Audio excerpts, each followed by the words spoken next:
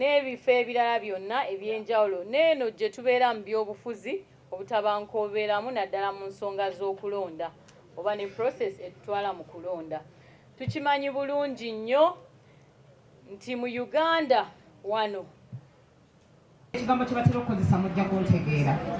Omwami ono nayagala omwebuuzaako nga ba senior politicians okumwebuuzaako how do they do it, bakopinga batya n'embeera kale ali mu opposition. But omwami ono bwe namutuukirira yaŋŋamba, you know, you see when we meet people she coordinates and mobilizes the central region. No to political violence. No to gender-based violence. No to ourselves being the perpetrators. When you are a woman in this setting and whatever goes on, you are disempowered by most of our societal norms. However, when you are a young woman, you are doubly affected. Therefore, as young women, we actually need this information better because we are not exposed to how gender-based violence happens in politics, in families, at workplaces. However, when we get this information before falling culprits or before becoming victims of gender-based violence, we get to know how we are able to intervene or how we work together. When we are together working, all these powerful women, we come together, we will be able to support one another to see that, you know, we can speak out even better and encourage one another. The third, we will be working with the whole party structure. Our president is very committed to end any form of violence and discrimination. So we will take it up. And we already even have the Sexual Harassment Act policy, which is being implemented. So we will not keep quiet. We will speak out.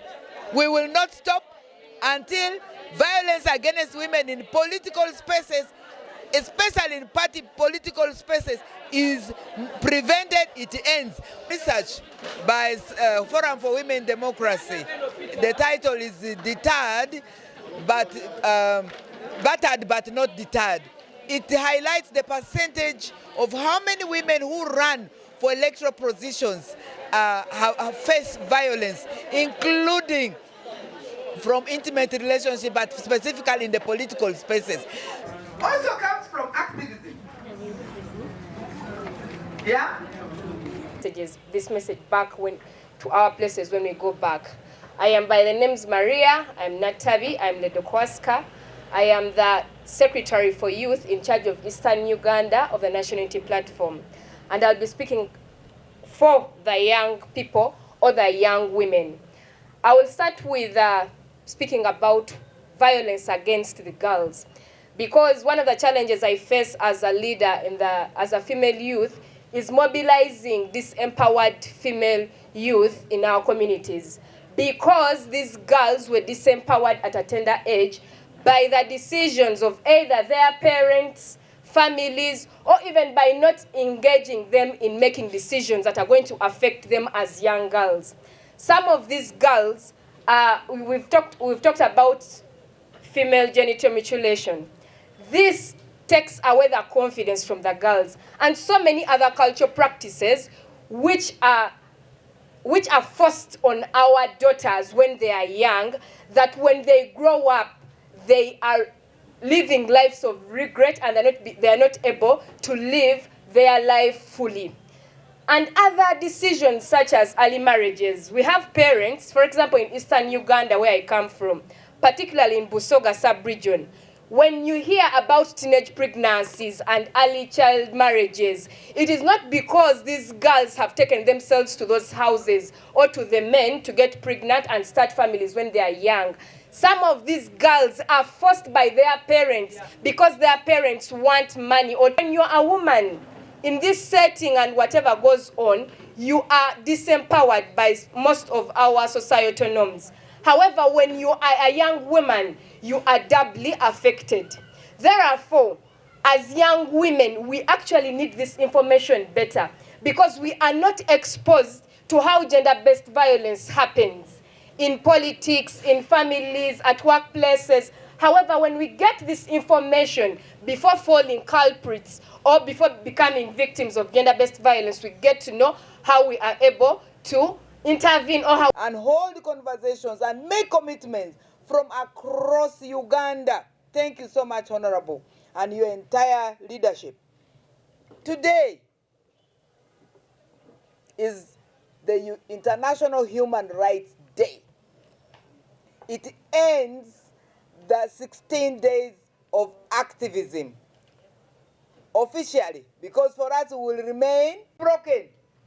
Because many of you with rich stories could not speak because of the time factor. That's one resolution. The second resolution, together we are stronger. Together we are stronger. In my place, my satellite place in Chetume, when we first came there, the whole village, they would...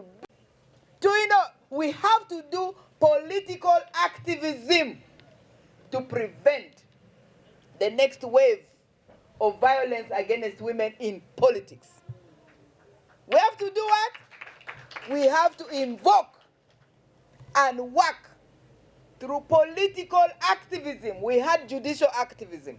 Now ours is political activism, spearheaded by the Women of National Unity Platform Party. We have the mayors, we have everybody. And together, we can do it.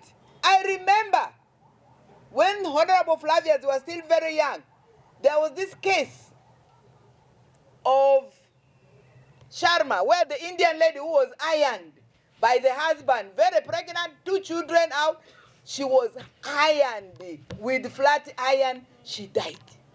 To hide this evidence, they wanted to go and ban her. I remember it very vividly. It was Easter. We called one another because of the PHU, push her up with the Winnipeg, with the Matembes, we came together. Before they knew it, we were in Lugogo, that burial place of where they burned, and they had already piled the firewood, poured oil, and they were going to burn that evidence. No to political violence. No to gender-based violence. No to ourselves being the perpetrators. That's how much she loves us. Thank you so much.